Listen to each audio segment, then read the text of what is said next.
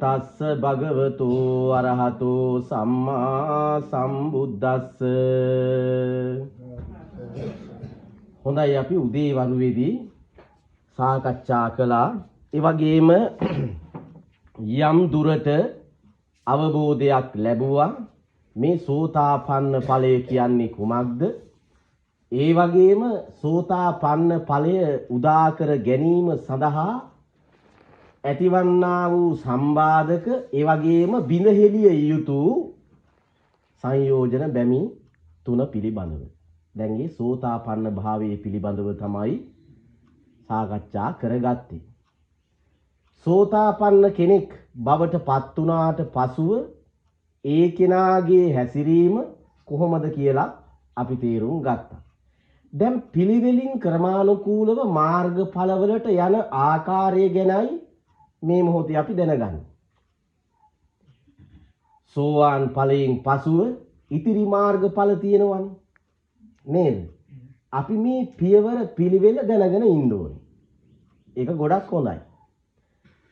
බැමි 3යි බිඳ හෙළුවේ සෝවාන් වෙන්නේ. තව බැමි 7ක්ම තියෙනවා නේද? හොඳයි. ඊගාව මාර්ගඵලයේ මොකක්ද අහලා තියෙන විදියට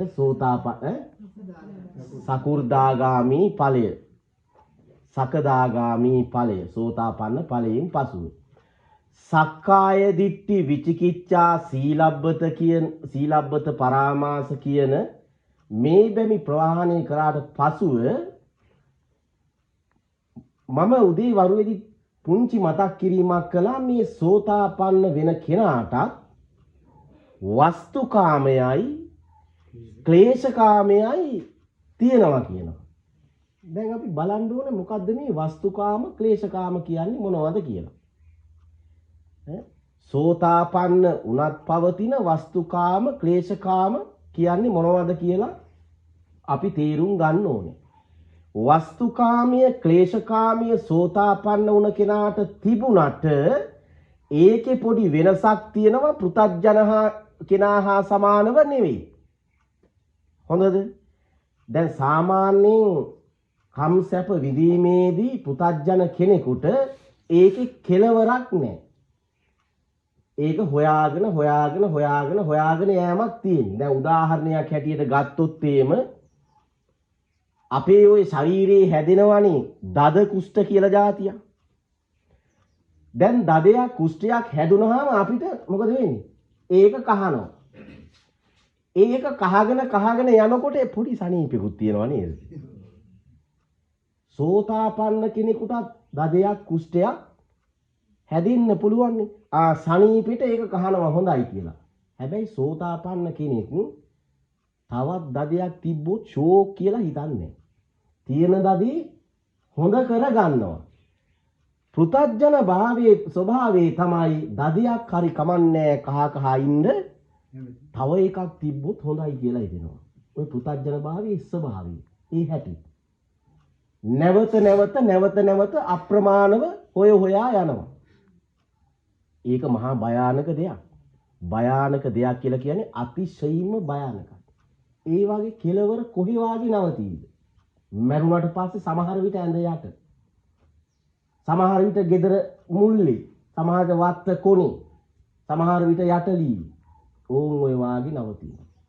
එක පාරට මැරිලා උඩටම යන්න නම් ඉතින් හිත සැහැල්ලු වෙලා තියෙන්න ඕනේ. එහෙම නැත්තම් මොකද වෙන්නේ මහත්තයා? අවුරුදු 2කමාරක් 3කමාරක් විතර එකම ඇඳේ චුට්ට මැරෙන්නේ. කකුලේ ඉඳලා මැරීගෙන ඉන්නේ. ඇයි? එක පාටම පණ ටික යවා ගන්නත් පුදුම තණ්හාවක් තියෙනවා. පණ යනවටත් තණ්හයි. තණ්හාවටත් තණ්හයි. පණ යනවටත් තණ්හාවෙන් ඉන්නේ. ඒ තණ්හාවටත් ආයෙත් තණ්හාවෙන් ඉන්නේ. තණ්හාවටත් තණ්හාව කියලා එකක් තියෙනවා මිනිස්සුන්ගේ. තමන් ගාව තියෙන තණ්හාව නැති වෙනවටත් පුදුම තණ්හාවක් තියෙනවා. ආන් එහෙම එකක් තියෙනවා. ඒක තමයි නිවන් දකින්න බණ කියනකොට නිින්ද යන්නේ. මගේ හිතේ තියෙන කෙලෙස් ටික නැති වුණොත් ඒක මට හරි හොඳ නෑ කියලා මොකද වෙන්නේ? නිවන් දකින්න බණ ටිකක් ඇහිච්ච ගමන් මොකද වෙන්නේ? අපේ හිත මොකද වෙන්නේ? අනන්ත සංසාරේ ඉඳලාම ආව හිත අපි කැමති නෑ ඒ ටික නැති වෙනවට. ඒකට තණ්හා ඉන්නේ. ඒ කියන්නේ කෙලෙස් වලට අපි තණ්හාවෙන් ඉන්නේ. ඒකට කියනවා තණ්හාවට තණ්හාව කියලා.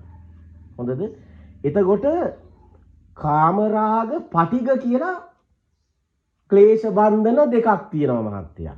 කාමරාගයි පටිගයි. මොකද්ද මේ කාමරාගය කියලා කියන්නේ?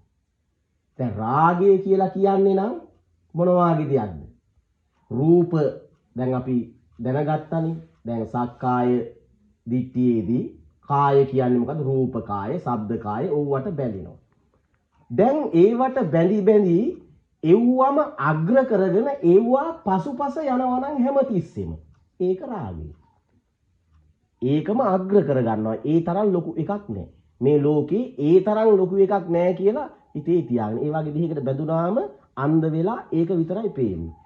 ඒකම පසුපස ගමන් කරන ස්වභාවයක් තිබෙනවා නම් රූපයකට බැඳිලා ඒකම පසුපස යනවා නම් සමහරවිට කෙලවර හිරගේ වෙන්නත් පුළුවන්, හතර අපායේ වෙන්නත් පුළුවන්, මොන දේ වෙන්නත් පුළුවන්. ඒකම පසුපස යනවා නම් රාගය.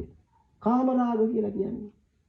කාම කිව්වහම ක්ෂය වෙලා යන යම් දේවල් මේ ලෝකේ හැම දෙයක්ම තියෙන්නේ. ක්ෂය වෙලා යන මේ ලෝකේ ඒ දේවල් අමූර්තයක් වාගේ අරගෙන ඒවට බැඳිලා ඒවා පසුපස යෑමේ ගතිය කාම රාගය. ඔය කෙටියෙන් බොහොම පොඩිවට කෙටියෙන් තේරුම් ගන්න කිව්වේ. ක්ෂය වෙලා ඇති වෙලා වෙනසිලා යන දේවල් නෙමේ තියෙන්නේ ලෝකේ නේද?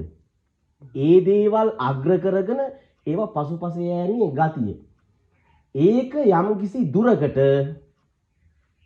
සෝතාපන්න පුද්ගලයා ගාවක් තියෙනවා. සෝතාපන්න කෙනා ගාවක් ඒවා තියෙනවා. පටිඝය. පටිඝ ගහ කියලා කියන්නේ මේ ගහ කියලා කියන්නේ ද්වේෂයට. මේ දේශයට බැඳිලා ඒකත් එක්ක කටයුතු කරන ගතියක් තියෙනවා සෝතාපන්න කෙනා ගාව. එහෙමත් තියෙනවා. තරහක් තියෙනවා. තරහක් ඇති වෙනවා. පරිගැනීමේ චේතනාවක් ඇති වෙනවා. සෝවාන් වෙලා යුද්ධයට යන්න උනොත් යන්නත් වෙනවා. හතුරු මරන්නත් වෙනවා. එහෙම උදාහරණයක් කියන්නේ. සෝවාන් වෙලා මිනිස්සුන්ට දඬුවම් දෙන්නත් වෙනවා. දඬුවම් දෙනවා කියලා කියන්නේ මොකක්ද? දඬුවම් දෙනවා කියලා කියන්නේ දාංගෙඩියේ ගහලයට අණ කරනවා විස ගසලා දාපන් කියලා. දැන් බිම්බිසාර රජුන්ට එහෙම දේවල් වුණානේ. සෝතාපන්න වෙලා රජකම් කර ඉද්දි මොකද උනේ? මිනිස්සුන්ට අප්‍රමාණ දඬුවම් දෙන්න සිද්ධ වෙනවා. හැබැයි වගේ ප්‍රතිඵල එනවා සසරේ. සෝතාපන්න කෙනාට විපාක එනවා. සංසාරේ අනන්ත ප්‍රමාණ විපාක එනවා. එතකොට පටිඝය කියලා කියන්නේ ද්වේෂයට බැඳිච්ච ගතියක්. පටිඝ කියන්නේ ද්වේෂයක්. කාමයයි, කාම රාගයයි, පටිඝයයි. එතන කියන්නේ මොකක්ද? රාගයයි ද්වේෂයයි ඔය කොටස් දෙකක් පෙන්වන්නේ. එතකොට කාම රාගයේ කොටස් දෙකක් තියෙනවා. වස්තුකාම, ක්ලේශකාම කියලා. වස්තුකාමය කියන්නේ මොකක්ද? ක්ලේශකාමයේ මොකක්ද කියන්නේ දැන් අපි දැනගමු. වස්තුකාමයේ කියන එකට මම උදාහරණයක් කියන්නම්. කෙනෙකුට ලස්සන වාහනයක යන්න උවමනාවක් තියෙනවා. වාහනයක යන්න උවමනාවක් තියෙනවා සැප සහිතව AC එහෙම දාගෙන සුවසේ යන්න උවමනාවක් තියෙනවා. හැබැයි ඒක තමන්ගේ වෙන්නත් ඕනේ. තමන්ගේ වෙන්නත් ඕනේ කියන ගතිය තමයි වස්තුකාමය කියලා කියන්නේ. මට ලස්සන ගෙදරක ඉන්න ඕනේ අනුන්ගේ එකකට මට ඉන්න බෑ. මම ඉන්න ඕනේ මගේ එක. තමන්ගේ එක ඉන්න ඕනේ වස්තු වලට තියෙන ආසාව, කැමැත්ත. වස්තුකාමය. අන්න. ඒතකොට වස්තුකාමය කියන එක සෝතාපන්න කෙනෙකුට තියෙනවා. ක්ලේශකාමය. ක්ලේශකාමය කියලා කියන්නේ මොකද්ද?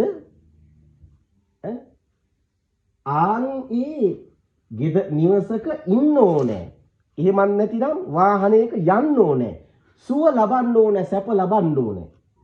කියන ආසාව තමයි ක්ලේශකාමී කියලා කියන්නේ. එතකොට අයිතිය මට තියෙන්න ඕන කියන කැමැත්ත තමයි වස්තුකාමී කියලා කියන්නේ. ඔන්න ඊට පස්සේ සෝතාපන්න කෙනෙකුට ඔය දෙකම තියෙනවා. සකු르දාගාමි තත්වයට පත් වෙනකොට ඔතනින් ඔය වස්තුකාම ක්ලේශකාම කියන ඔය කොටස් ඔය ක්ලේශ කොටස් ප්‍රහීන වෙනවා හැබැයි සම්පූර්ණයෙන්ම වෙනවා කියලා එතන සඳහන් කරන්නේ සම්පූර්ණ වෙනවා කියලා දෙයක් නැහැ. වස්තුකාමේ නම් සම්පූර්ණයෙන්ම ප්‍රහීන වෙනවා කියලා දේශනාවේ තියෙනවා. ක්ලේශකාමයේ යම් දුරකට ඉතුරු වෙනවා. ඒ කියන්නේ මට සැප සහිත වාහනයක යන්න ලැබුණොත් ඇති. ඒක මගෙම වෙන්න ඕනේ. ඒක මගෙම වෙන්න ඕනේ. අන්න එහෙම ගතියක්. මේ චූටි චූටි උදාහරණ වලින් කියන්නේ. මේ ඒ කාලේ ඔහොම උදාහරණ තිබ්බේ නෑ. මේ අපිට තේරෙන උදාහරණ වලින් මේ කියන්නේ. ඒකයි මේ වස්තුකාමයේ ක්ලේශකාමයේ හැටි. එතකොට සකු르දාගාමි ඵලය. සකදාගාමි තත්ත්වය. සකදාගාමි උන කෙනෙක් නැවත භව කීයක උපදිනවා කියලාද තියෙන්නේ? නැවත භව දෙකකට එනවා. භව දෙකකට එනවා. ඒවා බොහොම ඉහළ භවතල කියලා තමයි හඳුන්වන්නේ. දැන් ඔන්න සක්කාය දිට්ඨිය, විචිකිච්ඡා, සීලබ්බත පරාමාස, කාමරාග පටිග. කාමරාග පටිග. ඔන්න ඔය සංයෝජන බැමි පහක් නේද එතන තියෙන්නේ. පහක් ප්‍රහීන වෙනවා. ප්‍රහීන වෙනවා. දැන් අනාගාමී ඵලයට එනවා කියලා කියන්නේ මොකද්ද? අනාගාමී ඵලයට පැමුණා කියලා කියන්නේ වස්තුකාමය, ක්ලේශකාමය සහ මුලින්ම උපුටලා දානවා. දැන් තේරුණාද? අනාගාමී ඵලයට කියලා වෙනම කොටසක් එහෙම විග්‍රහ කරලා නැහැ. දැන් සකදාගාමී ඵලයේදී මම මතක් කළා ක්ලේශකාමය යම් තාක් දුරට තියෙනවා කියලා. අනාගාමී ඵලයට ආව කෙනෙකුට විතරයි පින්වතුනි කාමරාගේ නැති. පටිගය නැති. එහෙනම් බුදුහාමුදුරුවෝ එක තැනකදී පෙන්වලා දීලා තියෙනවා ආනන්ද හාමුදුරුවෝ අන්තපුරේ ධර්ම දේශනාවකට වඩින්නේ කියලා කොසල් රජුරුව ආනන්ද හාමුදුරුවන්ට ආරාධනා කරලා මේක බුදුහාමුදුරුවන්ට මතක් කරනකොට බුදුහාමුදුරුවෝ යම් වචනයක් කියනවා. ආනන්ද සෝතාපන්න වෙච්ච ආනන්ද හාමුදුරුවෝ අන්තපුරේ ධර්ම දේශනාවකට ආරාධනා කිරීමේදී සැලකිලිමත් වෙන්න කියනවා. බුදුහාමුදුරුවෝ කියන්නේ. බුදුරජාන් වහන්සේ කියනවා සෝතාපන්න ආනන්ද හාමුදුරුවෝ අන්තපුරයක ධර්ම දේශනාවකට ආරාධනාව කරනකොට උන්වහන්සේට මේ කොසල් රජුරවන්ට කියනවා සැලකිල්ලෙන් ඉන්න කියලා. සැලකිලිමත් වෙන්න කියලා. මොකද එහෙම කියන්නේ? ඇයි එහෙම කියන්නේ? කාමරාග පටිග එහෙම්මම තියෙනවා. ඒ කිව්ව වගේම මොකද වෙන්නේ? ඔන්න බලන්නකෝ වෙනදී. ආනන්ද හාමුදුරුවෝ සෝතාපන්න ඵලයේ ඉන්නේ. උන්වහන්සේ බොහොම දක්ෂයි. ධර්ම දේශනාවලට බොහොම දක්ෂයි. උන්වහන්සේ අන්තපුරේ දහම් දේශනාව සිද්ධ කරනවා. බිසෝවරු හරි ආසාවෙන් බලාගෙන ඉන්නවා. බිසෝවරු 500යි පිරිමි පුරුටක්වත් නැහැ. දැන් හාමුදුරුවෝ හිතන්නකෝ තරුණ හාමුදුරු නමක් අන්තපුරයක් ඉස්සරහා බණ කියනවා. බිසෝවරු කොහොම කැමැත්තෙන් ඉන්නේ නැද්ද? අර දැන් කොහේවත් ඒ බිසෝවරුන්ට යන්න ලැබෙන්නේ නැහැනේ. දැන් ආනන්ද හාමුදුරුවෝ බොහොම ලස්සන බණ කියනවා. මොකද මේ ආනන්ද හාමුදුරුවන්ට මෙහෙණින් වහන්සේලා ඒ වගේම ඒ කාලේ හිටපු ওই පිරිස හරි ප්‍රියයි. මොකද ආනන්ද හාමුදුරුවෝ කරුණාවන්තයි. උන්වහන්සේ උපතින්ම ගෙන ආපු කරුණාවක් තියෙන කෙනෙක්. පුදුම ආසාවෙන් බලාගෙන ඉන්නවා මහත්තයා. ධර්ම දේශනාව අවසන් වෙනකොට ආනන්ද හාමුදුරුවන්ට සලු 500කුත් හම්බ වෙනවා. ඒක වෙනම කතාවක්. එතන තියෙන්නේ සලු 500 හම්බුණා ඊටත් වඩා දෙයක් වෙනවා. රටම කැළඹෙන වැඩක් වෙනවා. අර විසෝරු 500ටම දරුවෝ 500ක් හම්බ වෙනවා කියන්නකෝ. ආනන්ද හාමුදුරුවන්ගේ මූණ තියෙන වගේ නේද? ආනන්ද හාමුදුරුවන්ගේ මූණ වගේම. රටේ ඇමතියෝ කැළඹිලා කියනවා කොසල් රජතුමනි මේක මහා වසනින්දාවක්. ආනන්දයන් වහන්සේ ධර්ම දේශනාවට වැඩම කළා. අන්න බිසෝවරුන්ට දරුවෝ 500ක් හම්බෙලා 500ම ඔබ වහන්සේ වාගේ නම් නෙමෙයි. ආනන්ද හාමුදුරුවෝ වගේමයි කියනවා. රජ්ජුරුවෝ අඩි හප්පලා බිම කකුල් දෙක පොළවේ ගහලා. දැන් කලින්ම බුදුහාමුදුරුවෝ මතක් කළානේ. කොසල් රජතුමනි සෝතාපන්න ආනන්ද හාමුදුරුව අන්තපුරේ බණ කියන්නේ එක්කයි යනවා නම් පරිස්සම් වෙන්න. ගින්දර සහ පුළු. පරිස්සම් වෙන්න කියලා කියනවා. ඇහුවේ නෑ. අනේ හරි නෑ මං බලා ගන්නම් ඕන දෙයක්. එහෙම වෙන්නේ ඔය ඔක්කොම කී කියයි යන්නේ නැද්ද? එහෙම කී යනවා මෝඩකමට. දැනුත් එහෙම තමයි. මේ කාලෙත් එහෙම තමයි. ඈ? කොහොමත් එහෙම තමයි. එක්කගෙන යනවා. එහෙම ගියාට පස්සේ අර කොසල් රජු බොහොම වේගෙන් දුවගෙන ඇවිල්ලා බුදුහාඳුන් ළඟ වැඳ වැටිලා කියනවා භාග්‍යතුන් වහන්සේ හරි වැඩේ නෙවුනේ. මොකද්ද? මෙන්න මෙහෙම සිදුවීමක් සිද්ධ වෙලා තියෙනවා. විසූරු 500 දෙනාටම කුමාරවරු 500ක් හම්බෙලා තියෙනවා ආනන්ද හාමුදුරුවෝ වගේ. කොසල් රජතුමනි මං කිව්වා නේද ඔක මුලින්ම. දැන් මොකද කියන්නේ? මේක උනේ කොහොමද? රජතුමනි මේ ලෝකේ ගෑනුන්ට ළමයි හම්බෙන ක්‍රම 8ක් තියෙනවා. කියලා ක්‍රම 8 කියනවා. දැන් මේ ළමයි හම්බෙන ක්‍රම 8 නෙමෙයි මම මෙතන කියන්නේ. මේ සූතාපන්න භාවයේ ස්වභාවය ගැනයි කියලා කියන්නේ.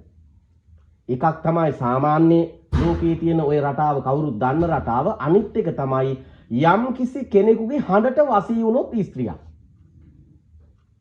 ඒ තුනේ දරුවන් වෙන්න පුළුවන්. මොකද ධම්ම ලෝකයේ ගැන මම කියවනේ. මේ පේන ලෝකයේ වෙනයි ධම්ම ලෝකෙනුත් ඒ හුමාරු වෙනවා. නොපෙනෙන ලෝකයේ තුල නොපෙනෙන ලෝකයේ තුල පුදුම හුමාරු වීම සිද්ධ වෙනවා. දැන් ওই කෙනෙක් දැක්කහම අනේ මට කලින් දැකලා පුරුදුයි වාගේ හිතෙනවා නේද?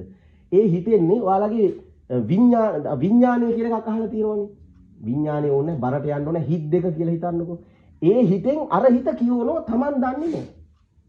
Taman දන්නේම නැහැ අර හිතෙන් මේ හිත කියවනවා. අර දෙන්නගේම ෆයිල් දෙක ඕපන් වෙලා අනේ මීට අවුරුදු 1000කට කලින් අර පාර යනකොට මට මේ හෙවණ දුන්න කෙනානේ කියලා පණිවිඩ ටික හුමාරු වෙනවා අපි දන්නේම නැහැ. මීට අවුරුදු 500කට කලින් අනුරාධපුරයේ හම්බෙලා රුවන්වැලි සෑයේ වඳින්න යනකොට මට මලක් දුන්න කෙනානේ. අවුරුදු 100කට කලින්. ඒ දත්ත වාර්තාව මේ ධම්ම ලෝකයේ තුල තියෙනවා. දැක්කහම පුද්ගලයා කලුවම කලුයි. ඒ වට හරිය ප්‍රියතාවයක් ඇති වෙනවා. ගනුදෙනු ටික ක්‍රියාත්මක වෙනවා. ඕමමයි ඒ සසර ගනුදෙනු ක්‍රියාත්මක වෙන්නේ මේ ධම්ම ලෝකයේ තියෙන්නේ. ඒවට බොරු කරන්න බෑ. එයා අවංකයි කියන එක මෙයා දන්නවා. මොකද එයාට උදව් කරලා තියෙනවනේ පෙර ජීවිතේ තමන්ගේ ජීවිතේ නොතක. කවුරු කිව්වත් පිළිගන්නේ. එහෙම දේවල් තියෙනවා. මම මේ අර කතාව කියන්න ඇවිල්ලා මේ පොඩි යම් කාරණා ටිකක් වැඩිපුර මතක් කරි. ඔන්න සෝතාපන්න භාවයේ ස්වභාවය.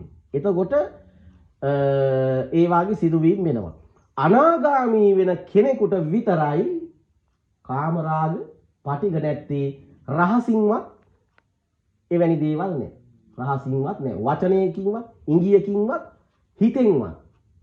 හිතෙන්වත් ඇති වෙන්නේ නැහැ. එතකොට බුදු පියාණන් වහන්සේ ඒ වෙලාවේදී පෙන්වා දීමා කරන භික්ෂුන් වහන්සේලාට මහණෙනි මේ බුද්ධ ශාසනය තුල දහම් දේශනාවලට වඩිනවා නම් අනිවාර්යයෙන්ම මාගේ ශාසනයේ භික්ෂුන් වහන්සේලා අනාගාමී ඵලයට හෝ ဒုတိ ය ධානයට සමවදින්න පුළුවන් අය වෙන්න ඕන. නැත්නම් එකෙක්වත් බණ කියන්න යන්න එපා කියලා කිව්වා.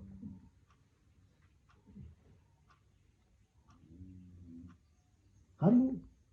කාමරාග පටිඝ සම්පූර්ණයෙන්ම ප්‍රහාණය කරන තාක්කල් ලෝකයට බණ කියන්න යන්න එපා කියලා ධර්මදේශකයන් වහන්සේලා 12 නමයි පත් කළේ. බුද්ධ ශාසනයෙම හිටි බණ කියන්නේ 12 නමයි. මෙහෙණින් වහන්සේ නමකුත් ඒක ධම්ම දින්නා කියනවා. උන්වහන්සේලා තමයි ධර්ම දේශනා කළේ. කොච්චර රහතන් වහන්සේලා හිටියත් බලන්න ওই සූත්‍ර වල උපාලි හාමුදුරුවෝ බණ කියලා එහෙම නෑ. උන්වහන්සේලා ධර්ම දේශනා කරලත් නෑ. එහෙම කිව්වා. හඬට වසී වුණොත් එහෙම ගෑනුන්ට ළමයි හම්බ වෙනවා. ඒවට කැමතියි හැබැයි වර්තමානයේ බොහෝම කැමතියි. මම ඒව ගැන කියන්නේ නැහැ. ඒකට නිකන් මේ නේද? වෙන පැත්තකට ඇදිලා යනවනේ ඒක. ඒක වෙන පැත්තකට යන නිසා. එහෙම හොඳ නැහැ. එතකොට අනාගාමී ඵලය කියලා කියන්නේ සම්පූර්ණයෙන්ම කාමරාග පටිඝ ප්‍රහාණය කරනවා. ඒ කෙනෙක් තමයි මේ බුද්ධ ශාසනයේ විශිෂ්ටත්වයේ ආරම්භය වන්නේ එතන. අනාගාමී ඵලය. ඒකනේ බණ්ඩුක පාසක අනාගාමී වුණා කියලා කියන්නේ. ඔය අදිත්‍ය කියලා කියන්නේ අනාගාමී වෙච්ච කෙනාට. පන්සලේ ඇබිත්තිය. ඇබිත්තිය කියලා කියන්නේ කාටද මහත්තයා? පන්සලේ අතුපතු ගාන හාමුදුරුවන්ගේ පාත්‍රය අරගෙන සිවුරු ටික ගන්න බුද්ධ පූජාවක් කරන කඩේ යන ඒ කෙනා නෙමෙයි ඇබිත්තිය කියලා කියන්නේ. ඇබිත්තිය කියලා කියන්නේ තාම ඇබින්දයි තියෙන්නේ. ඒ කියන්නේ නිවන් දකින්න තව චූට්ටයි තියෙන්නේ අනාගාමී කෙනාට තමයි ඇබිත්තිය කියලා කියන්නේ. ඒ කියන්නේ පන්සලේ ඇබිත්තියෙක් වෙන එක හරීම ලොකු වැදගත්කමක්. වැදගත් ගතියක්. නමුත් ඒක අද සමාජචලයට භාවිතා කරන වචනයක් නොදැනව භාවිතා කරන්න එපා. ඇබිත්තිය කියලා කියන්න එපා. ඇබිත්තිය කියලා කියන්නේ අනාගාමී කෙනාට. නිවන් දකින්න තව ඇබින්දයි තියෙන්නේ. පොඩ්ඩයි තියෙන්නේ. ඔව්. එහෙම නෙමෙයි.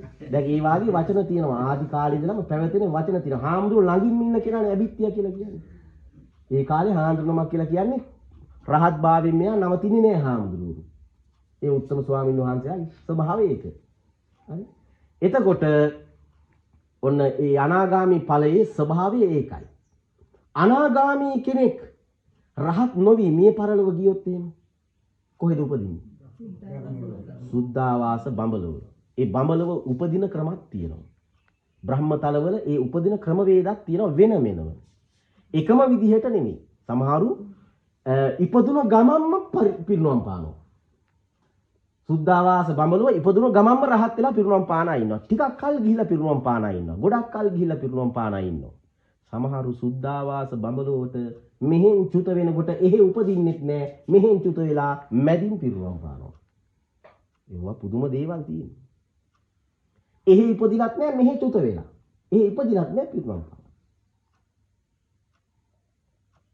එහෙම දේවල් ඉදිරියේදී මේ පින්වතුන්ට හොයාගන්න දකින්න ලැබෙයි දහම අධ්‍යයනය කරගෙන යනකොට.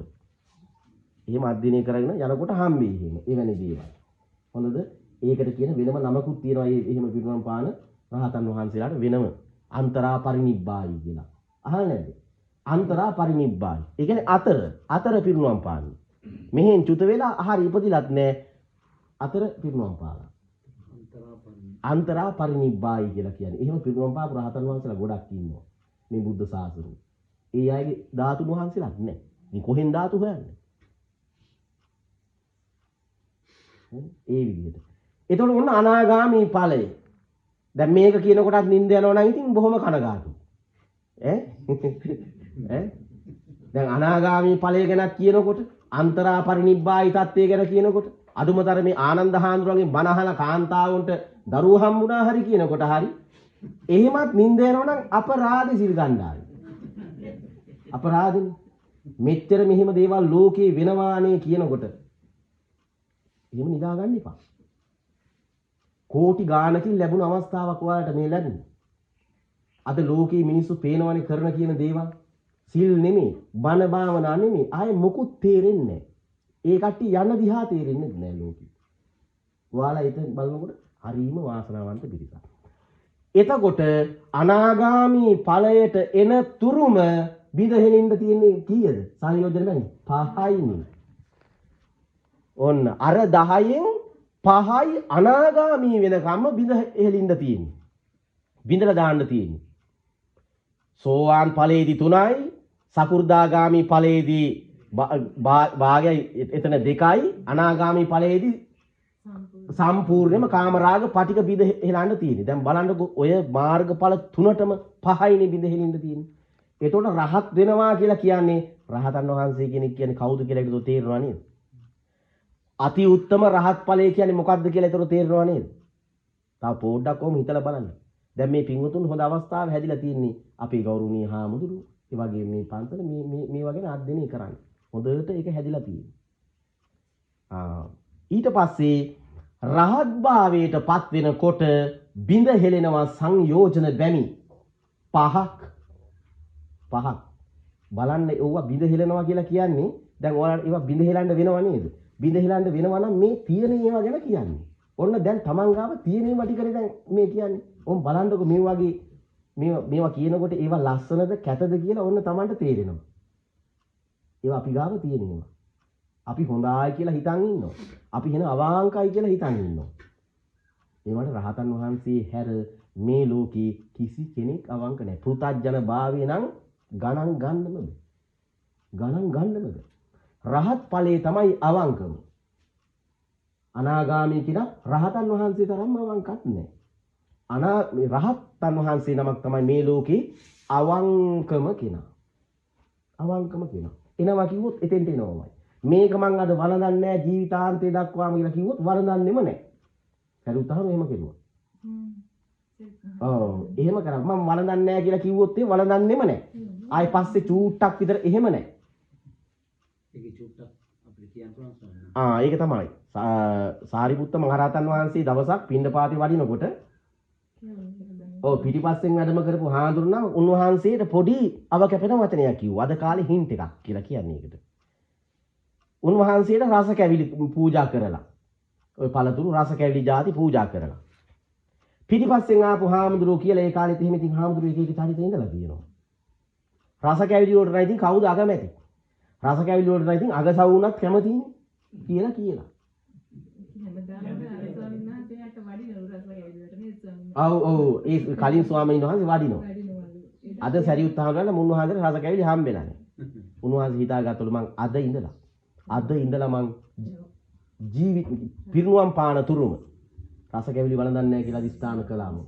ඔව් ඊට පස්සේ බුදුහාමුදුරුවෝ කියනවා ගාථා ගණනාවකින් කියනවා සාරිපුත්ත තීරණයක් ගත්තොත් ගත්තම තමයි කියනවා. ඔව් සාරිපුත්තගේ තීරණය ඒකයි කියනවා. ඒ තරම් මහා බල සම්පන්න කෙනෙක්.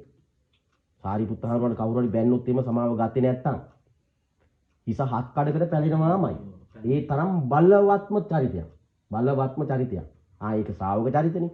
ඔය ශ්‍රාවක චරිත අතරතුරේදී මේ ධර්ම දේශනාවලට අපි දාන්නේ ඇයි පින්වතුනි? ඇයි දාන්නේ? අපේ වීරිය වඩා ගන්න. ඇයි? මගේ ප්‍රශ්නේ මං කොහොමද විසඳගන්නේ? එහෙම ප්‍රශ්නයක් විසඳගත්තනේ පටාචාරා. කිසాగෝතේ විසඳගත්තනේ ධම්මදින්න විසඳගත්තනේ. මගේ ධාතියේ ප්‍රශ්නයක්. ඒකයි එහෙම චරිත අපි මේ අධ්‍යයනය කරන්නේ. රට්ටපාල හාමුදුරු බිම වැටිලා හිටියානේ මහාන වෙන්න දෙනකම් මම නැගිටින්නේ නැහැ කියලා. ඔය විදිහට කුමාරකස්සප හාමුදුරු අම්මා එළවම ගත්තන්නේ. කුමාරකස්සප හාමුදුරු මොකද කළේ? අම්මව එළවලා යන්න මේ එන්නම පැත්ත පලාගෙන එන්න බා කිව්වා. දීමාපියෝගෙන් කරදර කරන පැවිද්දට ඉන්න උදාහරණ. අම්මලාගේ හිත කඩන්න තියෙන්නේ. අනේ යන්නේ එන්න කියලා බදා ගන්න නෙමෙයි තියෙන්නේ. අම්මලාව එළව ගන්න තියෙන්නේ. ඒ මොකටද? නිවන් දකින්න. අම්මටත් නිවන් දකින්න පුතාටත් නිවන් දකින්න. නැතුව මේ ආදරයෙන් වැළඳගෙන නිවන් දැක් මෙහෙම කෙලිල්ලක් නෑ බුද්ධ ශාසනය. එහෙම එකක් නෑ. හොඳද?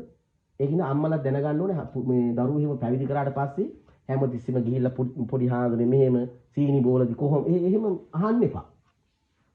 එහෙම අහන්න එපා. අපි දන්නවා දීමාපියොන්ට පුදුම විදිහේ බැඳීමක් තියෙන්නේ දරුවෝ පිළිබඳව. දරුවෝ පිළිබඳව ලොකු බැඳීමක් තියෙන. ඒ බැඳීම කඩන්නේ කොහොමද කියලායි මේ දැන් කියන්නේ. දැන් අරිහත් ඵලයටපත් වෙන්න නම් මොකද වෙන්න ඕනේ? ඕව කැඩෙන්න ඕනේ. ඔය දරු සෙනෙහස මේවා කැඩිලා බිඳලා යන්න ඕනේ. ඕවා කැඩිලා බිඳලා යන්න ඕනේ. දැන් මෙතන ඉන්න අපේ මේ උපාසක අම්මලා පිරිස ඉන්නවනේ. ඔය අය බොහොම හොඳ පිරිසක් මේ ශාසනේ නේද? ඔය කෙනෙකුට පුළුවන්ද දැන් මේ ඔක්කොම ඉන්නේ දරුවෝ ඉන්න අම්මලා නේද මේ? දරුවෝ මුණුබුරු ඉන්න අම්මලානේ. මං ඔයාලට දෙයක් කියන්නම් ඒක කරන්න පුළුවන්ද කියලා බලන්න. ඔයාලගේ හුරු අත අරගෙන තමන්ගේ හෘදේ වස්තු තියෙන තැනට මෙහෙම අත දාලා හෘදේ වස්තු ගලවලා ඉස්සරහින් තියන්න පුළුවන්. බෑ නේද? ඒක කරන්න බැරි නම් ඔයාලට දරුවෝ අතහරින්න බෑ. අම්මා කෙනෙකුට දරුවෝ අතහරින්න කියනවා කියලා කියන්නේ හෘදේ වස්තු ගලවලා ඉස්සරහින් තියපන් කියනවා වගේ වැඩක්. ඒක කරන්න බෑ. ඒක කරන්න අමාරු දෙයක්. හැබැයි රහත් වුණොත් පුළුවන්. රහත් භාවයට පත් වුණොත් පුළුවන්. නැතුව ඒක කරන්න බෑ. නැත්තම් කරන්න බෑ ඒක. ඒතර පටාචාරාව කොච්චර උත්තරීතර කෙනෙක්ද? ඒ වාගේ තමන්ගේ ජීවිතේ වීරවරියක් හදාගන්න. වීරයෙක් හදාගන්න. අපේ ජීවිතවලත් ඉන්නවා එහෙම වීරයෝ. ඒ කියන්නේ අපි ශ්‍රාවකයෝනේ. බුදුරජාණන් වහන්සේ අපේ ශාස්ත්‍රූත්වයේ තබලා අපේ වීර චරිතය ඉන්නවා. අපේ ජීවිතේ වගේමයි මුන්වහන්සේගේ ජීවිතේ. මේක තමයි මගේ ආදර්ශය. උන්වහන්සේගේ ශක්තිය මට ලැබේවා කියලා එහෙම වීර චරිතයක් ගොඩනගා ගන්න. තමන්ගේ ජීවිතේ. එහෙම පුළුවන්. තමන්ගේ ජීවිතේ ලැබුව අත්දැකීම් ටික බලපුවාම ඒ විදිහට හදාගන්න පුළුවන්. කැමති නම්. හොඳද? එතකොට කෙනෙක් රහත් වෙනවා කියලා කියන්නේ මෙන්න මේ සංයෝජන බැමි ටික ප්‍රහාණය කරන මොනවද? රූප රාග, අරූප රාග, මාන, උද්ධච්ච අවිජ්ජා. ඔන්න බලන්න. මානය එතනක් තියෙනවා. බලන්න එතකොට මාන්නේ නැති වෙන්නේ අන්තිමට නේද? එතකොට මේ ලෝකයේ මිනිස්සු ගාව කොච්චර මාන්නයක් තියෙනවද? ඔය මාන්නේ නේද නඩත්තු කරන්නේ? ඔය මාන්නේ නඩත්තු කිරීම පිණිස මොන තරම් දේවල් උදේ ඉඳලා රැ වෙනකම් කරන්න සිද්ධ වෙලාද? ඒ වෙනුවෙන් කොයි තරම්නම් දුක් විඳින්න සිද්ධ වෙලාද කියන්නකො මාන්නේ නඩත්තු කරන්න. අපි ගාව තියෙන මේ මාන්නේ නඩත්තු කරන්න. ඔය හැම දෙයක්ම හැදෙන්න හේතුව ඕකයි. කොටින්ම කියනවා මිනිස්සු හැදෙන්නත් හේතුව ඒකයි. මිනිසා මන ඉහළට දාගන්න එක්කිනා. හරි? ඔන්න ඕකයි. හරි. මුලින් ඉඳලා බලමු ඒ කාරණා ටික. රූප රාග. එතකොට අනාගාමී කෙනාට රූප රාගය තියෙනවද? තියෙනවනේ. අනාගාමී කෙනාට රූප රාගය තියෙනවා. රහත් ඵලෙන්නේ බිඳෙලානේ. රූප රාගයක් කියලා කියන්නේ මොකද්ද? ඔව්. අපි ඒක ඊට වඩා සරලව තේරුම් ගමු. මොකද දන්නවද දැන් ඕක මේ කටට කිව්වොත් තේරෙන්නේ. හරි එහෙම පැත්තකුත් තියෙනවා. රූප රාග. රූප රාග. යාට ප්‍රතිසන්දියක් ලබන්න මේකක් තියෙනවා. ඒක ඇත්ත කියපු කතාව ඈ. සාමාන්‍ය මානසික සිතුවිල්ලක් හැටියට ගත්තොත් එහෙම අපි හිතමුකෝ දැන් බ්‍රහ්ම තලයකනේ ඊගා උපත තීරණය වෙන්නේ අනාගාමී කෙනෙකුගේ. හැබැයි අනාගාමී කෙනෙකුගේ මෙන්න මේ වැනි දේවලුත් පිළිටන්න පුළුවන්. දැන් ඔය රූප රාගය කියලා කියන්නේ අර කිව්වා වගේම නැවත භව ප්‍රතිසන්දියකට එයාගේ කැමැත්ත තියෙනවා තමයි. ඒක හරි. අපි තේරුම් ගමු යම් මෙන්න මේ විදිහට සරල විදිහට අපි මොකද දැන් මේක පුතත්ජන භාවයට තේරුම් ගන්න විදිහට කියන්නේ බෑ. අපි හිතමු කෙනෙක් යනවා දුම් හිඳ ළඟට. දුම් හිඳ ළඟට ගියාට පස්සේ ඕක දිහා බලාගෙන ඉන්නවා. ඕක දිහා බලාගෙන ඉන්නවා කියලා හිතන්නකෝ. බලාගෙන ඉන්නකොට අපිට කවුරු හරි කණ්ඩ දෙනවද? කණ්ඩ හම් වෙනවද අපිට? පඩි ගෙවනවද? මොනවත් කණ්ඩ හම් වෙන්නෙත් නැහැ, පඩි ගෙවන්නෙත් නැහැ, මොනවත් නැහැ. ඒවට අපි බලන් ඉන්න ආසයි නේද? ඒකට කැමතියි නේද? ඕක හින්දා නේද අපි තැන් තැන් වල සංචාරය හැම යන්නේ. අයිෆල් කුළුණ බලන්න යනවා. නේද? එක එක තැන් වල බලන්න එනවා. අපිට කණ්ඩ බොන්න මේ මොකක්වත් නැහැ. ඒ වුණාට බල වට වන්දනාව යන්න කැමතියි. වන්දනාව කරන එක හොඳයි. වන්දනා කරන එක පින් දහම් කරන එක හොඳයි. ඒක නෙමෙයි මම මේ කියන්නේ ඊට තවත් වෙන එකක් තියෙනවා.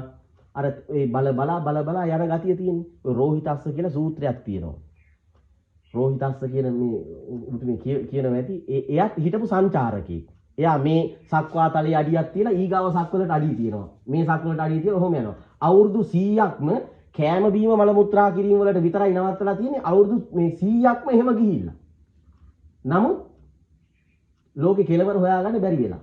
ඊට පස්සේ බුදුහාරු කියනවා ලෝකේ කෙලවල ඔහොම අඩිය තියලා කකුල් දෙකෙන් ගිහලා හොයන්න බෑ කියනවා. කකුල් දෙකෙන් ගිහිල්ලා හොයන්න බෑ කියනවා.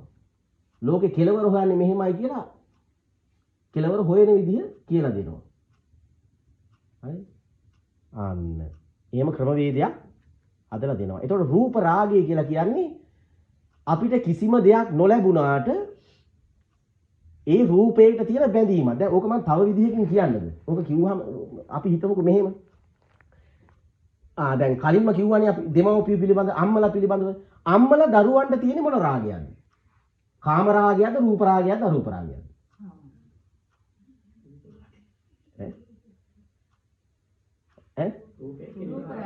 හරි. හරියටම හරි.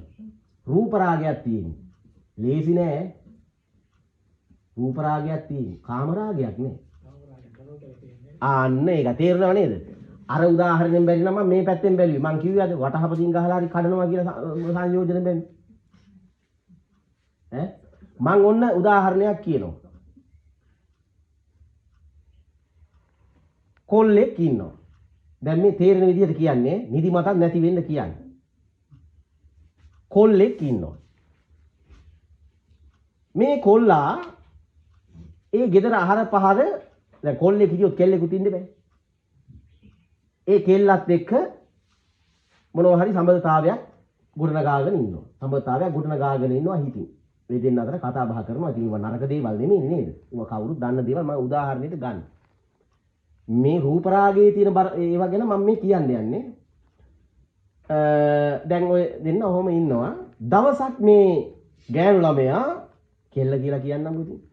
මේ කෙල්ල සින්දුවකුත් දාගෙන ගේ ඉස්සරහා නට ඉන්නවා. දැන් මේම කොහොම පඩි තියෙනවා නට ඉන්නවා. නට ඉන්නකොට අර තිබිච්ච පඩියේ කරි කොහේ හරි වෙලා කකුල ඇමැටිලා කෙල්ල බිම වැටෙනවා. බිම වැටුණාට පස්සේ දැන් කකුල කැඩිලා. එහෙම කකුල කැඩුණාට පස්සේ ගෙදර හිටපු ආච්චි අම්මා මොකද කියන්නේ? මේකට නැටිල්ල වැඩි මන් තොට ඊයේ කිව්වා ඔය වැඩේ කරන්න එපා කියලා. අපේ වයස වායේ නෙමෙයි දැන් තොපේ වයස. මෙන්න මෙහෙමයි කියලා මේ දැන් බයිනවා. ඒ බයින්නේ මොකක් ඉන්නද? ඒ ආදරේ වැඩි ප්‍රකාශ කිරීමක් තමයි එතන තියෙන්නේ. හරිද? අම්මත් මොකද කරන්නේ? අනේ මගේ දුවේ කියලා බොහෝම ආදරෙන් අර දැන් අම්මට ඒක දරන්න බෑ. අර නේද කකුල අල්ලලා බෙහෙත් බැඳලා ඊට පස්සේ මේ උත්තර මහත්තයා ළඟට එහෙම අරගෙන ගිහිල්ලා එහෙම එකම ක්‍රියාවලියක් එතන. අම්මටත් ඒක දැන් දරා ගන්න බෑ. දැන් ආච්චි අම්මා එක්කෙනෙක් ආච්චි අම්මා බැනලා තමන්ගේ ආදරේ ප්‍රකාශ කරනවා. අම්මා බොහොම ළඟට ගිහිල්ලා අඬමින් හරි කොහොම හරි ආදරේ ප්‍රකාශ කරනවා. ඕක දකින්නවා එහා ගෙදර අර කොල්ලා. උඩ තට්ටුවේ ඉන්නකොට කොල්ලා දකින්නවා කෙල්ල වැටෙනවා. දැන් කොල්ලට ඉන්නම බෑ. කොහොමද දැන් කොල්ලට ඉන්නම බෑ. ගන්න ඒ ක්‍රියාමාර්ගිකුත් නැහැ. මම අහන්නේ දැන් ඔය කොට දැන් අම්මා ආච්චි අම්මා කොල්ලා ඔය තුන් දෙනාගෙන් වැඩියෙන්ම අමාරු කාටද? වැඩියෙන්ම අමාරු කොල්ලට. අම්මටත් වැඩිය ආච්චි අම්මටත් වඩා වැඩියෙන්ම අමාරු කොල්ලට. ඇයි? බැඳිලා ඉන්නේ කාමරාගෙන් කෙල්ලත් එක්ක. ඒක හින්දා තමයි අම්මලා කොච්චර හොඳ ආදරෙන් කෙල්ලෝ හැදුවා. අම්මලා කොච්චර ආදරෙන් මේ ආච්චි අම්මලා කෙල්ලෝ හැදුවත් කොල්ලා කියපු දමන් ඔක්කොම දාලා යන්නේ. ඒක බලවත් වැඩි හින්දා. උවමනාව වැඩි හින්දා. ඕන එකක් රූප රාගෙත් එපා, අරූප රාගෙත් එපා, අම්මත් එපා, ආච්චි අම්මත් එපා, කාම රාගේ වටිනවා කියලා ඒක අල්ල ගන්නවා. ඒකින්ද මොන තරම් බන්ධන දැම්මත් කාම රාගෙන් බැඳුනොත් ඒ වෙනුවෙන් ඕන දෙයක් කරනවා. පටාචාරත් ගියේ එහෙමයි. කුක්කුට මිත්ත වැද්දා එක ගියෙත් එහෙමයි. සමහරවිට මෙතන ඉන්න අය කීප දෙනෙකුත් ආයේ එහෙමයි. ඒ දින කාම රාගයේ අතිශයින්ම බලවත් වැඩිම අමාරු කාම රාගයේ තියෙන කෙනාටමයි. බැරි වෙලාවත් ඒ ළමයා වෙන කොහේ හරි තැනක නැවත්තලා ඉන්නවා කියලා දැනගත්තොත් එහෙම මොකද කරන්නේ? අර ගොල්ලා යනවා හොයන්න. කොහොම හරි යනවා හොයන්න. යුද්ධ කරනවා. ගිහිල්ලා. සෑහෙන ලොකු දේවල් කරනවා. අර දෙමාපියන්ට වැඩිය සෑහෙන අමාරුයි. එහෙම දේවල් බැඳිලා ඉන්නේ කාම රාගය. ඒ වෙනින් මැරෙන්නම යනවා. එහෙම යනවා. අහිමි වුණොත් එහෙම මොකද කරන්නේ? බෙල්ල තියනවා පොච්චි. තමන් ගැන තරහක් ඇති වෙනවා. තමන්ට ඕන දේ හම්බුනොත් ආන්න කාමරාගයේ තියෙන බලවත්කම මරණ මොහොත දක්වාම ඒක ක්‍රියාත්මක වෙනවා. බලන්න ඔය කාමරාගය නිසා කී දෙනෙක් මැරිලාද කියලා? මැරුණාද කියලා? පහුගිය කාලේ දැන් නම් එහෙම මැරෙන්නේ නැහැ. දැන් මෙච්චර එහෙම මොකක්වත් නැහැ. ඔව්. ආන් එහෙමයි. ඔන්න එතකොට රූප රාගය, එතකොට කාම රාගය කියන්නේ ඒක, රූප රාගය කියලා කියන්නේ මොකද්ද? මගේ දරුවෝ මල් ළඟ ඉන්න ඕන. මගේ දරුවෝ ටික මල් ළඟ ඉන්න ඕන, මට පෙනි ඉන්න ඕන. එතකොට අම්මා කෙනෙකුගේ දරුවෙකුගේ තියෙන බැඳීම මොකද්ද? අන්න ඒ රූප ඒක කාම රාගයක් නෙවෙයි. ඒ බැඳීම අරට වඩා ටිකක් හොඳයි ආධ්‍යාත්මික පැත්තෙන්. අරට වඩා ටිකක් හොඳයි. කොහොම ආධ්‍යාත්මිකයි. එහෙම බැඳීමක් තියෙන්නේ. හොඳද? අන්නේ රූප රාගේ හැටියෙ. ඒක ඔන්න තේරුම් ගන්න පුළුවන්. එතකොට අරූප රාගය කියලා කියන්නේ අතන රූපයක් ගැන කිව්වා. අරූප රාගය කියලා කියන්නේ අරූප රාගේ ඒකේ රූපයක් නෑ, ඇත්තටම නෑ. සංකල්පිත බැඳීම් තියෙනව නේද? සංකල්පිතව බැඳිලා ඉන්නව නේද? සමහරු අම්මලත් එක්ක තරහයි. ඒ වුණාට මාතෘත්වයේ කියන සංකල්පෙට කැමති. තාත්තලත් එක්ක තරහයි. ඒ වුණාට පීතෘත්වයේ කියන සංකල්පයට කැමති. මාගේ මව්බිම කියන සංකල්පයට කැමති. රාවණා කියන සංකල්පයට කැමති. හරිද? කෘතගුණ සැලකීම කියන සංකල්පයට කැමති. ගුණවන්ත භාවයේ කියන සංකල්පමේ වශයෙන් බැඳිලා ඉන්නවා. ඒක රූපයක් නෙවෙයි. රූපයක් නෑ සංකල්පිතව බැඳිලා ඉන්නවා. ඒ වගේම එයාට ඉතිරි වෙලා තියෙන්නේ ජීවිත ආසාව විතරයි. ජීවිත ආසාව විතරයි අරූප රාගය තුල ඉතුරු වෙන්නේ. සංකල්පිත වශයෙන් අර විදිහට බැඳිලා ඉන්නවා ජීවිත ආසාවත් ඉතුරු වෙලා තියෙනවා. හරිද? එතකොට රූප රාග අරූප රාග. හොඳද? මාන්නය කිව්වහම මෙතන අනාගාමී ඵලයේ ඉන්න කෙනාට තියෙන මාන්නය අර පුතත්ජන මට්ටමේ මාන්නයක් නෙවෙයි. මේක ධර්ම මාන්නයක් තියෙනවා. ධර්ම මාන්නයක්. හරිද? දැන් ඔය සනන් කුමාර කියන සනන්තනෝ කුමාරෝ කියලා බ්‍රහ්ම රාජයෙක් ඉන්නවා. දිව්‍ය තලයට ඇවිල්ලා ධර්ම දේශනා කරනවා. ධර්ම මාන්නයක් තියෙනවා. තමන් ධර්මයේ පිළිබඳ මෙන්න මේ මට්ටමක් තමන් දන්නවා කියලා. එහෙම දන්න අයට බුදුරජාණන් වහන්සේ ඒක උපමාවකින් කිව්වා. අත හොද ගනින් ඕවා ඇල්ලුවොත් එහෙම නේද? උපමාව දන්නව නේද? ඔව්. උපමාව මෙතනම කියන්න. අසූචි ඇල්ලුවට පස්සේ පිහ දාන්න එපා අතම හොද ගනින් කියලා කිව්වා. බුදුහාමුදුරුවෝ කිව්වේ. ඒ කියන්නේ අනාගාමී වෙච්ච කෙනෙකුට කිව්වේ. අන්න ඒකයි. අනාගාමී වෙච්ච හාමුදුරු නමක් දැන් ඇති ඉතින්. අනාගාමී වෙලා දැන් මට ඉතින් ඒක භවයක ඉවරනේ. ආන් එයාට තමයි ඒක කිව්වේ. ආන් එයාට ඒක කිව්වා. අර ඒ වගේ තමයි අනාගාමී මාන්නේ.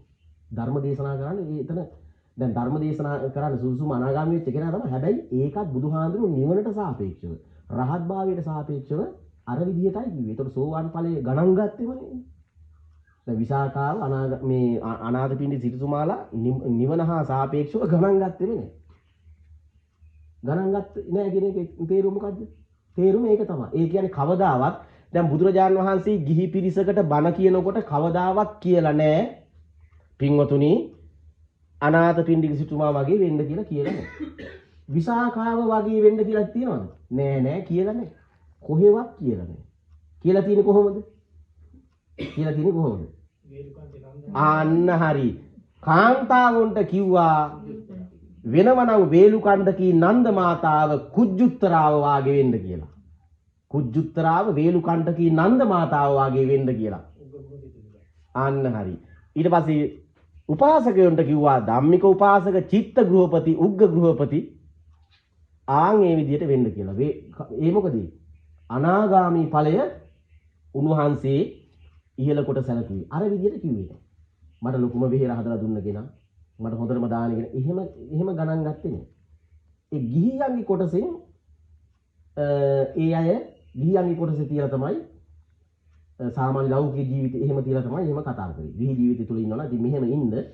හැබැයි ඒක මම අගය කරන්නේ නෑ. ඉහළින්ම බුදුවරයෙකුගේ හැටි එහෙමයි. අතුම තරමේ අනාථපිණ්ඩික සිටුතුමා මිය ගියාට පස්සේ ගිහිවත් නෑ. ගෙදරවත් ගියේ නෑ. බුදුහාමුදුරු මගේ ලොකුම දායකයා මරුණී ආනන්ද යන් කියලා සිවුර ගස දීවේ නෑ. එහෙම ගියේ නෑ. සාරිපුත්‍ර ආංගර අනාථපිණ්ඩික සිටුතුමා පණ ඇද ඉන්නවලු ගිහලා බන් ටිකක් කියලා එන්නේ. එච්චරයි කිව්වේ. ඔව් ගැටලුවක් තියෙන මොකක් හරි. ඒ සාරිපුත්‍ර මහ රහතන් වහන්සේ ධර්ම දේශනා කරලා පියවරෙන් පියවර අනාථපිණ්ඩික ඒ සිටුතුමා ගත්තා කියලා නේද අනාගාමී ඵලයට නේද? ඔව් ධර්ම දේශනා කරනවා. ඒක හරි ශෝක කතාවක්. ඒක ඔබතුමිය අහපු එක හොඳයි. බ්‍රහ්ම තලයට ගිහිල්ලා අනාථපිණ්ඩි සිටුතුමා ඇවිල්ලා මට හම්බෙන්න ඕනේ සාරිපුත්ත හාමුදුරුවෝ කියනවා. ආනන්ද හාමුදුරුවෝ. නෑ සාරිපුත්ත හාමුදුරුවෝ. සාරිපුත්ත හාමුදුරුවෝ හම්බෙන්න තමයි එන්නේ. බුදුහාමුදුරුවෝ හම්බෙන්නත් එන්නේ. සරියුත් හාමුදුරුවෝ හම්බෙන්න එන්නේ. ඊට පස්සේ කියනවා මේ අනාථපිණ්ඩික මෙන්න මෙහෙම යු පුත්‍රයා ආවා මෙහෙම කියලා. ඇවිල්ලා කියනවලු ඇයි මට මරණ මොහොතේදී විතරක් ඇයි කිව්වේ මේ දක්වා මට මෙච්චර සුන්දර දහමක් ඔබ වහන්සේලා ළඟ තිබිලා ඇයි මට දේශනා නොකළේ කියලා අහනවා. ඇයි මට දේශනා නොකළේ? ඇයි මම මරණ මංචකයේ උට ලං වෙන කම්ම හිටියේ කියලා අහනවා. ඊට පස්සේ දෙනවා උත්තරයක් සුදුවත් හඳින ගිහියොන්ට මේ ශාසනයේ තියෙන අනිත්‍ය දුක්ඛ අනාත්ත එහෙම නැත්නම් මේ අසුභය මේ දේශනා කරන්නේ නැහැ කියලා. තේරුණාද? සුදුවත් හඳින ගිහියොන්ට මේ දහමේ තියෙන ඔය අසුභ භාවනා වගේ කොටස් තියෙනවනේ. ඒවා සුදුවත් හඳින ගිහියොන්ට දේශනා කරන්නේ නැහැ කියනවා. ඒකයි. සුදුවත් හඳිමින් දරුවෝ පෝෂණය කරගෙන ව්‍යාපාර කරගෙන ඉන්න කෙනෙකුට අසුභේ දේශනා කරන්නේ නැහැ කියනවා. අසුභේ දේශනා කරොත් එහෙනම් ඒකට මොකද වෙන්නේ? ඒ අර දේවල් මොනවත් කරගෙන යන්න හම්බෙන්නේ නැහැ. එහෙනම් ඒවා සම්පූර්ණ මෙයාලා අයින් කරලා එන්න ඕනේ. සුදුවත් හඳින ගිහියොන්ට කියන්නේ. පැවිදි වෙන්න ඕනේ. ඇයි අසුභේ දේශනා කළොත් එහෙම අසුභේ කොටස් පිළිබඳව දේශනා කළොත් එහෙම ඒකට ගිහි ජීවිත පැවැත්මක් හිටින්නේ. ඒකින්ද නෙක්ඛම් මේ Taman තීරණයක් ගන්න ඕනේ එතනින් නික්මිලා එනවා කියලා. ආවට පස්සේ තමයි ඒ කොටස් ටික කියන්නේ. ඒකයි දේශනා නොකළේ. ඒක තේරුණාද? එහෙනම් සුදුවත් හඳින ගිහියොන්ට දේශනා කරන කොටස් ටිකක් පෙන්නලා දීලා තියෙනවා. මේ මෙතනින් එහා මේ අයට කියන්න යන්න එපා. කිව්වහම වමන යන ඒවා කියන්න යන්න එපා. ශාරීරී තියෙන දෙතිස් කුණපක් ඕව ගැන කියන්න යන්න එපා. ඔය මිනිස්සු ගිහිලා කසාද බෙලා දරුවෝ හදන්න එපා. ඕවා කියන්න එපා. කියන කොටස් ටිකක් තියෙනවා. ඒවා ලස්සනට බෙදලා හදලා දීලා තියෙනවා. හොඳට ඒවා කොටස් ටික බෙදලා හදලා දීලා තියෙනවා. ඒකනේ දැන් ඕව වරද්ද කිව්වොත් එහෙම අර මිනිස්සු සීදීන් විනාසා ගත්තානේ පහුගිය කාලේ. අන්න ඒක නිසා තමයි අනාගාමී ඵලය හෝ දෙවන දෙහැරෙන සමවදින්න පුළුවන් කෙනෙක්. ඒක බාර ගන්න මොකද කෙනෙකුට බණ කියනවා කියන එක මේ මිනිස්යාගේ ජීවිතෙත් එක කරන සෙල්ලම. මේ අන්න ඒකයි. රූප රාග අරූප රාග මාන උද්දච්ච අවිජ්ජා. උද්දච්චය කියලා කියන්නේ හිතේ තියෙන අර කොඩියක් ගැහුවට පස්සේ හතර වටින්ම හමන සුලකින් එහෙට මෙහෙට සෙලවෙනවනේ. උද්දච්චය කියලා කියන්නේ ඒකයි. චංචල භාවය නිරන්තරයෙන් හිතේ තියෙන. ඒ උද්දච්ච භාවය සම්පූර්ණයෙන්ම නැති වෙන්නේ අරිහත් ඵලයේදී. ඒක නැති වුණාම තියෙන වාසිය මොකද්ද? කෙනෙකුට නිරෝධ සමාපත්තියට සමවදින්න පුළුවන්. දින 7 නිරෝධ සමාපත්තියට සමවැදිලා ඉන්න පුළුවන්. බොහොම පහසුයි. අවිජ්ජා කිව්වම අවිජ්ජා කියලා කියන්නේ ඉතින් මහ මුල. අවිද්‍යාවේ මහ මුලම ගලවලා දාන්න පුළුවන්. මේ අවිද්‍යාව කියලා කියන්නේ මේ සසර භව මූලයක්නේ. ඒ භව මූලයේ සම්පූර්ණයෙන්ම ගලවලා දාන්නේ අරිහත් ඵලයේදී. අයිතුරු නැතුවම දැන් ඒ මුල ගලවලා දාන විදිහ කියනවා බුදුහාමුදුරුවෝ. දැන් මුල ගලවලා දානවා කිව්වම ගහ උපමාවක් ගන්නකො ගහ උදුරලා දැම්මට පස්සේ ඒ ගහ නැවත පැලවෙන්නේ නේද? බුදුහාමුදුරුවෝ කියලා කියනවා ගහ උදුරලා එතනින් නවතින්නත් එපා කියනවා. ගහ උදුරන්න. උදුරලා ගහ පලන්න. පලලා ඉරන්න. ඉරලා දරට දාන්න. දරට දාලා ගිනි තියන්න. ගිනි තියලා පොළන්න. පොළලා හලන්න කියනවා. ආයිරින් නෝ කතානේ. විනාශම කරලා දාන්න කියනවා. ඒ තරම් මේ සසර කියන එක රැඳෙන්නවත් හොඳයි කියන්නවත් හොඳ එකක් නෙමෙයි කියලා කියනවා. පිරුම් පුරාගෙන ආපු මමත් ත්‍රිසංගත ආත්මවල උපදින්න සිද්ධ වුණා. මටත් කාම රාගයට අහු වෙන්න සිද්ධ වුණා. මටත් මෙන්න මේ දේවල් සිද්ධ වුණා කියලා දිගට ලස්සනට කියාගෙන යනවා. දැන් 3:25 වෙලාව. තා පොඩක් කියලා හිටියයිද? ඔව් මට ඔව් ඒකට අන්න ඒ රහත් භාවයට යන ක්‍රමවේද. අන්න ඒ රහත් භාවයට ගියාට පස්සේ තමයි ඉතින් රහතන් වහන්සේලා ඉන්නවා. රහත් වෙන ක්‍රම ප්‍රඥා විමුක්තව, උබතෝ විමුක්තික. ওই විදිහට නේද? එක එක ක්‍රමවේද වලට තියෙනවා. ඒකෙත් විවිධාකාර විදිහට තමන් සසරේ ගෙනාවව ක්‍රමවේද වලට අනුව රහතන් වහන්සේලා විවිධාකාරයට කොටස් වලට වෙනවා. සමහර ප්‍රාතිහාර්ය පාන්න පුළුවන් අය, ප්‍රාතිහාර්ය පාන්න බැරි අය. ඒ වාගේ ආකාරයට. දැන් මෙන්න මේ සංයෝජන බැමි 10 ප්‍රහාණය කරගෙන රහත් භාවයට පත්වීම දක්වා මේ නිර්වාණී කතා පුවතයි අද මේ පිංගුතුන්ලාට ඔන්න මතක් කළේ. හරි විනාඩි 5ක් තියෙනවා ගැටලු තියෙනවා නම් අහන්න පුළුවන්. ගැටලු අහන්න ඕනේ පොතෙන්ම නෙමෙයි තමන්ගේ ගැටලු තමයි අහන්න ඕනේ. විසාකගේ ගැටලු අහන්න එපා. පටාචාරයි ගැටලු අහන්න එපා. ඒකට නිවන් දැකලා ඉවරයි. තමන්ගේ ගැටලුව අහන්න. ඉතින් මට මෙහෙම ප්‍රශ්නයක් තියෙනවා මේක දහමෙන් කොහොමද විසඳගන්නේ? අපේ වැත්තේ පසම් ගලක් තියෙනවා ඒ පසම් ගලේ ගෙඩි හැදෙන්නේ එහාවත්. එහෙන ප්‍රශ්නයක්. මට හරි තරහ යනවා කියලා කියනවා. දැන් එව්වනේ ප්‍රශ්න. ඒක ලෙහා ගත්තා නම් එයා සූවා. එහෙම ප්‍රශ්න මං අහන්නේ. එහෙම ප්‍රශ්න. ඒ වගේ ගැටලු තියෙනවා. එහා ගෙදර මිනිස්සයා හැමදේම ඒ ගෙදර කැසට් එක හයියෙන් දානවා අපිට හරි අමාරුයි. හිතේ තරහ ඇති වෙනවා. කියන්න විදියකුත් නැහැ. කොහොමද මං ඒක විසඳගන්නේ? ඒව තමයි අද කාලේ සූත්‍ර. අද කාලේ තියෙන සූත්‍ර ඒවා. ඉතින් ඒ කාලේ වාගේ නෙමෙයි අද. නේද? සමහරව දරුවන්ගේ ගැටලු තියෙනවා. අන්න ඒ විදිහට.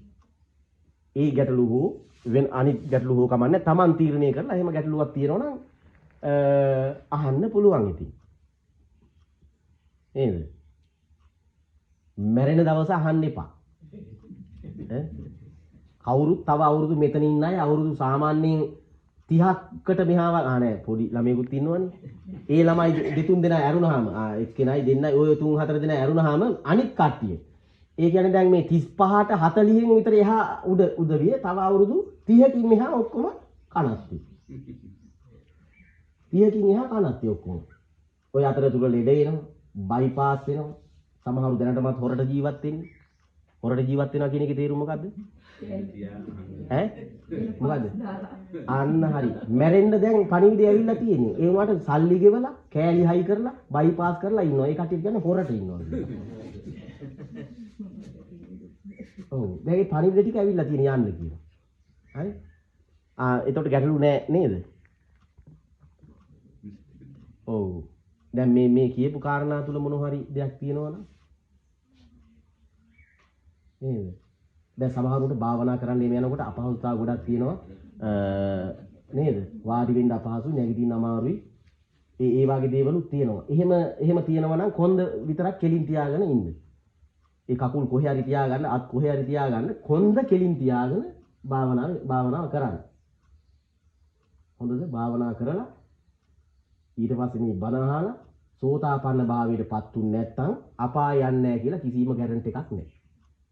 සෝතාපන්න උනේ නැත්නම් ওই කවුරු අපාය යන්නේ නැහැ කියලා ගැරන්ටි එකක් නැහැ. සෝතාපන්න වෙලා දින්නේ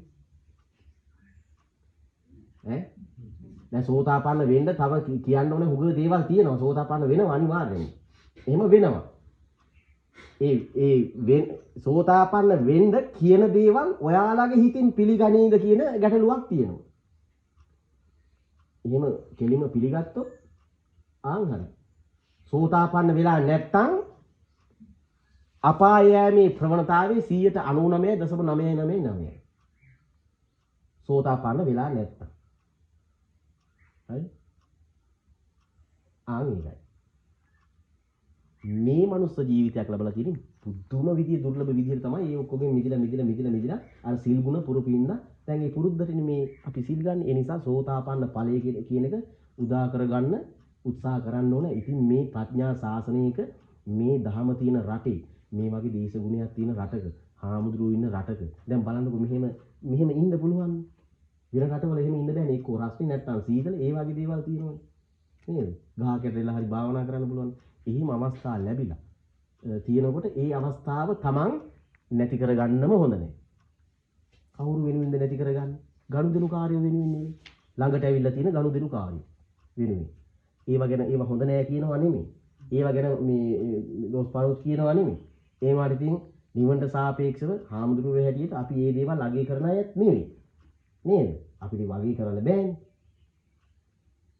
ඒතකොට මේ ගනුදෙනු වෙනුවෙන් තමයි ඔයාලගේ ජීවිතය ගත කරන්නේ සම්පූර්ණයෙන්. එක්කෝ දරුවෝ වෙනුවෙන් නැත්නම් වැඩිහිටියෝ වෙනුවෙන් ලෝකයා වෙනුවෙන්.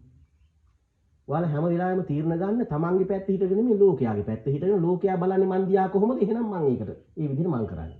එහෙමයි ඒක කරන්නේ. ලෝකයා තමන් දිහා බලන විදිහට ඒ විදිහට බලලා තමයි ඒ තීරණ ගන්න. ඒ නිසා මං ඒකට හොඳ ක්‍රමයක් කියලා දෙන්නම්. අප්‍රසිද්ධ වෙන්න ඉස්සල්ලාම. යාළුවෝ අතර හෝ ගමේ අතර හෝ තම තමන් අතර ප්‍රසිද්ධ වෙන්න හරි අප්‍රසිද්ධව බොහොම සරලව අප්‍රසිද්ධ වෙනවා කියලා කියන්නේ ඥාතිගේ චුට්ටක් අප්‍රසිද්ධ වෙලා යාළුවන්ගේ චුට්ටයි ඒ ක්‍රමවේදයට යන්න පොඩ්ඩක් නිහඬ වෙලා මේ කටයුතු කරන්න නිකම්ම සමාධියක් පිහිටනවා තමන්ගේ. දැන් ওই භික්ෂුන් වහන්සේලාගේ පිහිටලා තියෙන එහෙම සමාධිය. ඒ පන්සල් වල අරන් වල ඉන්නකොට නිකම්ම සමාධියක් පිහිටනවා. ඒ සමාධියෙන් එහා දෙයක් කරන්න හිතෙන්නේ.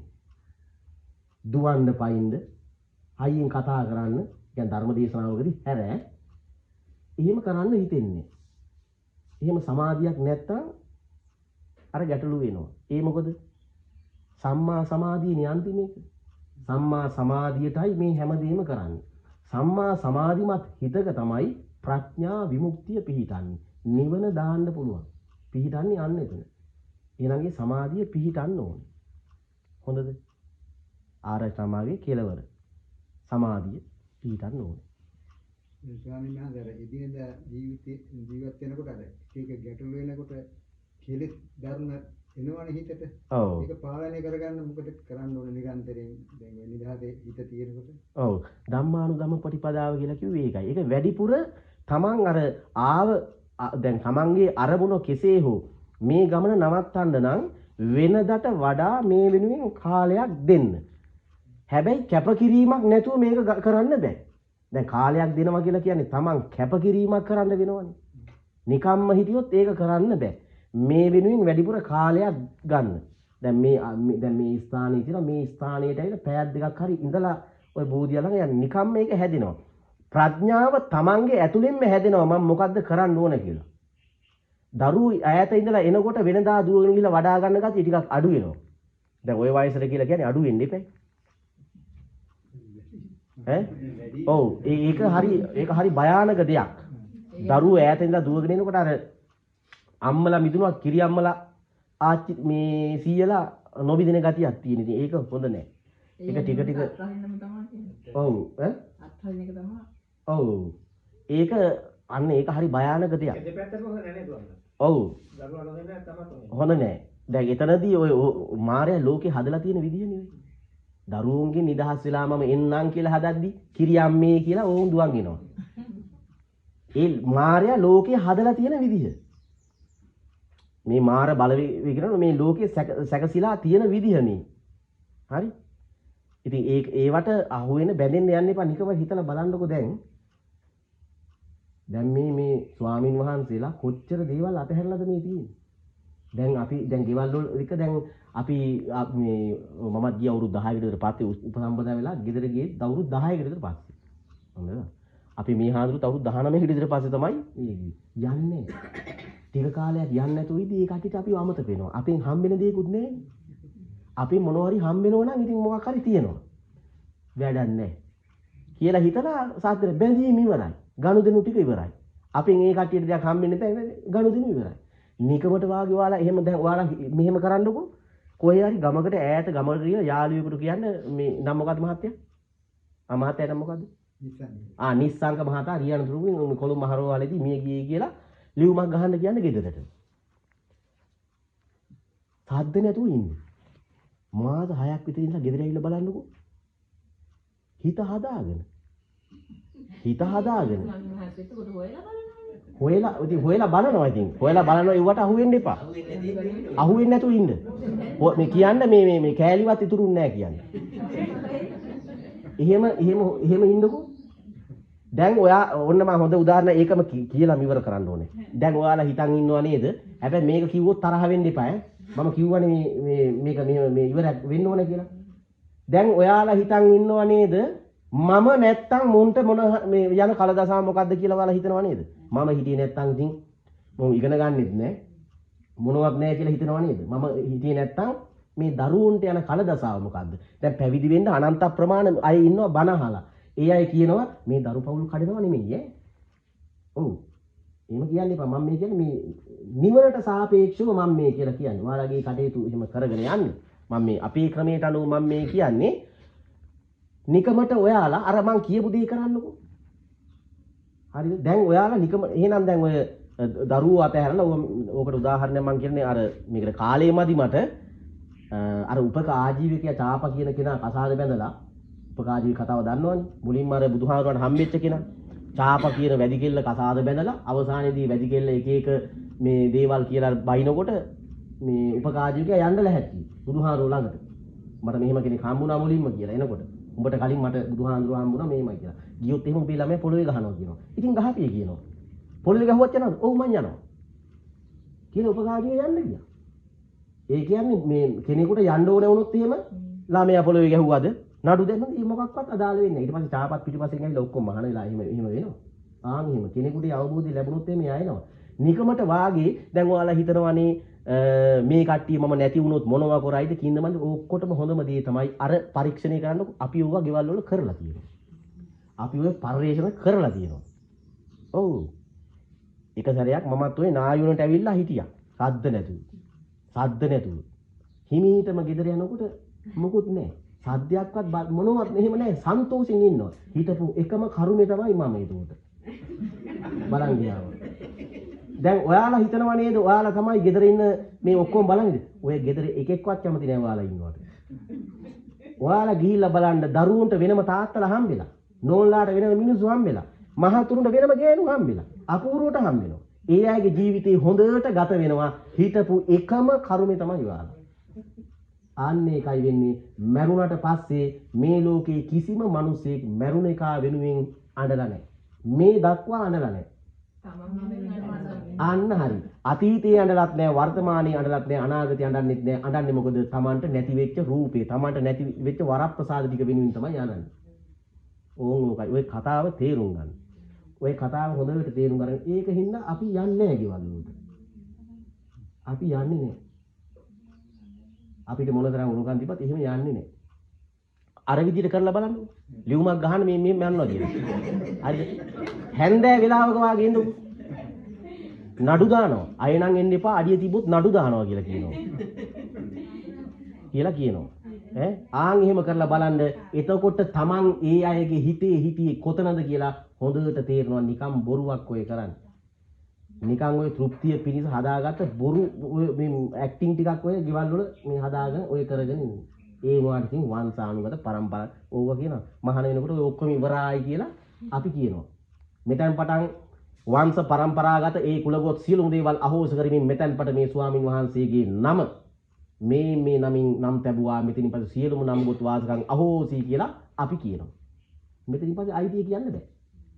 ඔක්කොටම හාමුදුරුවෝ. ඊට පස්සේ අයිතිය කියන්න බෑ. අයිති තහන. හරි දැන් එතකින් නවත්තන්නම් අද මේ දහම් දේශනාව. හොඳමයි එහෙනම් මේ දහම් දේශනාව ශ්‍රවණය කිරීමෙන් ඒ වගේම ඒ දහම් සමාධිය පිහිටුවා ගැනීමෙන් ලබන ලද්දා වූ සියලුම පුණ්‍ය සම්භාර ධර්මයන් ලෝකයේ ශ්‍රී සම්මා සම්බුද්ධ ශාසනය ආරක්ෂා කරන්නා වූ අල්පේ ශාක්‍ය මහේ ශාක්‍ය සියලුම දෙවි දේවතාවුන් වහන්සේලාටද අයිති වේවා කියලා සාදු කියලා ප්‍රාර්ථනා කරන්න. ආකාසට්ටා ආච බුම්මට්ටා ආදේවා නාගා මහිද්దికා පුඤ්ඤන්තං අනුමෝදිත්වා චිරං රක්ඛන්තු ලෝක සාසනං චිරං රක්ඛන්තු දේශනං චිරං රක්ඛන්තු මං පරන්ති.